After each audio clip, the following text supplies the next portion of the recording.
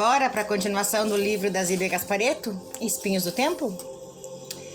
Eram 9 horas, a casa toda dormia quando os 3 se reuniam em pequena sala da casa. Demerval dormia e nem sequer notou a saída de Maria José.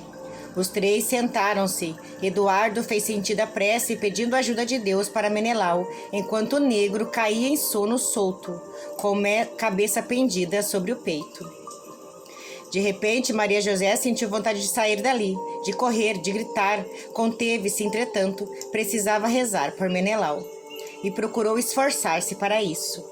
Porém, a emoção de terror e de revolta brotou forte dentro dela.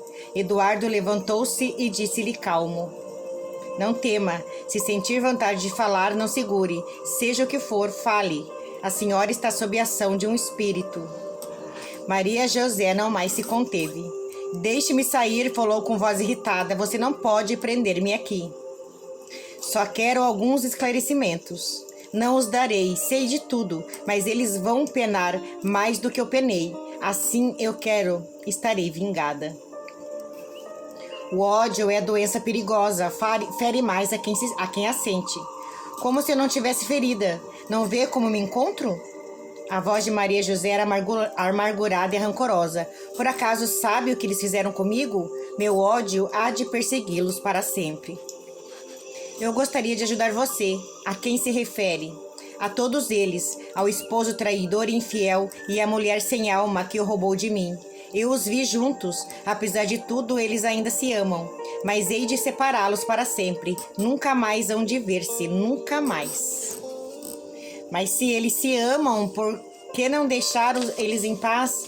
Você está no mundo dos espíritos e não deve interferir na vida de pessoas que na Terra lutam para vencer suas provas." "Quando eles reencarnaram, fiquei vigilante. Tudo ia bem. Ela casou com Ulisses, a quem tinha abandonado por causa dele." "Quem é Ulisses?" "É Demerval, não sabe? Ulisses é Demerval agora, mas continua o mesmo prepotente de sempre. Eles casaram e eu fiquei sossegada. Embora ele fosse irmão de Raul, não se davam bem." "Quem é Raul?" "Não sabe que é Menelau? Meu Raul, esposo traidor e cruel, agora é Menelau. E ela, a mulher pecadora e liviana Isabel, que eu odeio, é Maria José. Você não sabe? Eles fugiram juntos, abandonaram tudo.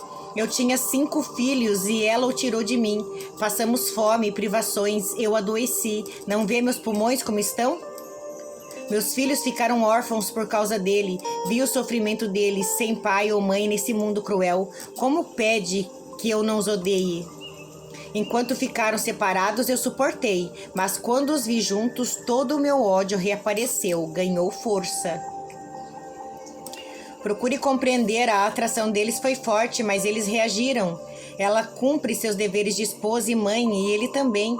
Não suportei os pensamentos dele, amam-se, apesar de tudo. Antes de voltar à terra, ele parecia tão arrependido. Nossa filha Antonieta estava muito mal. Pobrezinha, órfã, havia se apegado ao dinheiro, ao poder. Conquistara homens poderosos, cometeu desatinos, mergulhou no erro e nos vícios. Ela se propôs ajudá-la a recuperar a sua paz." "Quem é Antonieta?" "É Maria Antônia, não vê? Ele casou com ela e fiquei sossegada, estava cumprindo sua promessa. Haveria de conduzi-la ao bom caminho, mas quando se encontrou com Isabel, perdeu a cabeça." Eduardo, emocionado, orava comovidamente. Aquela sofrida criatura precisava perdoar. Ele pediu a Deus que o inspirasse. "Sabe o que foi para mim vê-los juntos de novo?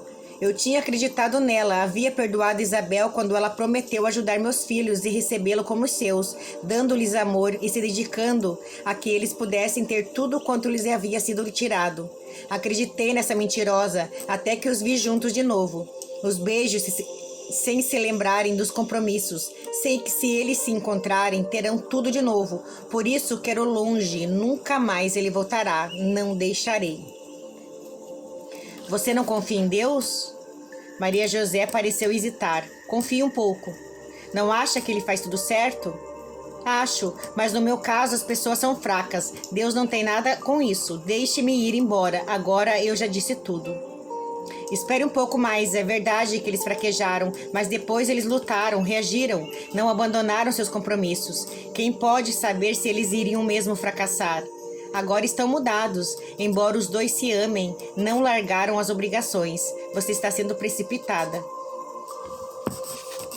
Agora as coisas começaram a ficar mais claras, né? Então a gente já sabe que esse espírito que está rondando, afastando Menelau e Maria José, foi esposa de Menelau em outra encarnação. Quando ele abandonou ela com 5 filhos para viver com Maria José, na outra encarnação. Então eles desencarnaram e pediram perdão e prometeram. Maria José prometeu que acolheriam aquelas crianças que o Menelau abandonou em outra encarnação, passando fome, que seriam filhos dela e que trataria com muito amor e respeito, né? Então quer dizer que os filhos que ela tem agora são os filhos da esposa de quem ela desmanchou um casamento. E a Maria Antônia seria filha, né? Seria uma das filhas de Menelau. Por isso que ela não sente amor físico de homem para mulher com ele. E por isso que ela continua gostando da corte, das festas e das baladas. Porque o espírito dela ainda não evoluiu. E ele prometeu ajudar ela nesse quesito, né? Mas não conseguiu, porque ela continua insistindo que ela gosta das festas, gosta dos salões, né? Então, como você pode perceber, nada nessa vida é por acaso, absolutamente nada. Esse espírito que veio falar através de Maria José não reencarnou, porque ficou um espírito vingativo, rancoroso e ficou vagando, né, pela terra. Ela não conseguiu a oportunidade de reencarnar. Maria José, Menelau, né, com aquele amor que estava escondido, adormecido de vidas passadas, retorna, mas eles fizeram uma coisa inesperada. Eles não se entregaram a esse sentimento. Foi uma noite, uma hora de uma relação passageira. Ele foi embora para ficar ainda com sua esposa e ela continuou com Demerval, continuando fazendo seu papel de esposa e mãe. Então eles não quebraram a promessa de certa forma, né? Eles podiam ter abandonado tudo, ficado juntos e pronto, mas eles não fizeram isso. Resolveram arcar com as consequências dos seus atos, né? Sofrendo pelo sentimento que eles tinham, mas porém distantes um do outro. E cada um seguindo a sua vida. Por isso que hoje, nessa encarnação, muitas vezes nós passamos por situações da nossa vida, às vezes de traições, mentiras, mas a gente se sente tão injustiçado que a gente acaba não entendendo que a gente pode ter causado isso para outras pessoas em encarnações passadas, né?